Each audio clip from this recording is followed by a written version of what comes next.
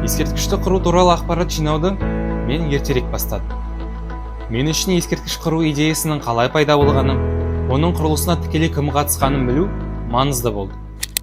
Менің достарым да, таныстарым да біздің ескерткіштің тарихымен танысқанын, батырларды еске алуға ұқыпты қарағанын, қаза тапқандарды құрметтегенін, әлемнің қандай бағаға ие болғанын еске алып, соғыстар қайталанбауы үшін бәрін жасағандарын қалаймын. Тарих ескерткіштері. Олар тарихтың үнсіз куәгерлері. 20 ғасырдың 40 жылдарындағы даңқты беттерінің символдары. Олар туралы тақырып көп жазылды және әлде жазылады. Өткені әскери ерлік тақырыбы ешқашан таусылмайды.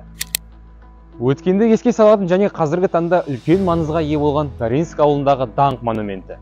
Ол өткен мен қазіргі арасындағы байланыстырушы буын. Бүгінгі таңда біздің қоғамда патриотизм, адамгершілік қасиеттерін қалыптастыру өте маңызды. Біздің болашағымыз және елдің болашағы қандай болатындығы жастар бізге байланысты. Халқымыздың өткеннен сыр шертетін қастерлі мұра, тарихи мәдени жәдігерлер өткен тарихтың куәсі.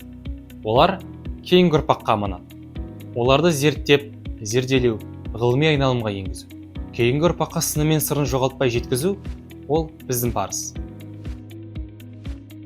Ұлы жеңістің 80 жылдығына орай мен қыркүйек айынан бастап тарихи мәдени ескерткіштер ұлт байлығы тақырыбындағы зерттеу жұмысымды жүргізуді бастадым. Ерліктері даңққа айналған ата-бабаларының ерліктері мен батырлықтарын еске алу мақсатында ескерткіштің пайда болу және ашылу тарихына үңілсек, алаңның алдыңғы жағында батыр қалалардан әкелінген жер капсулаларын көмуге арналған бетон тумбалар орнатылған. Әр капсуланы сол кездегі белсенділер мен комсомол мүшелері, сондай-ақ соғыс ардагерлерінің арасына 80-ші жылдары арнайы іс-сапарға жіберілген экспедициялар алып келді. Даңқ монументінің жанында мәңгілік алаудың ашылуына Волгоград қаласынан Мабаев қорғанынан мәңгілік оттан нағыз от әкелінді. Содан кейін олар жер капсуласын Дубосиковая разъезі, әйгілі 28 Панфилов дивизиясы орналасқан жерден алып келді. Капсула диаметрі 10-12 см болатын зеңбірек снарядына ұқсайды. 1979 жылы салынған. Ұлы Отан соғысы кезінде қаза тапқан 99 дарияндықты еске алу орны. Ескерткіш ұлттық тарих пен мәдениеттің құнды жәдігері. Олар тек қана халықтың байлығы ғана емес, тәрбие берудің де құралы.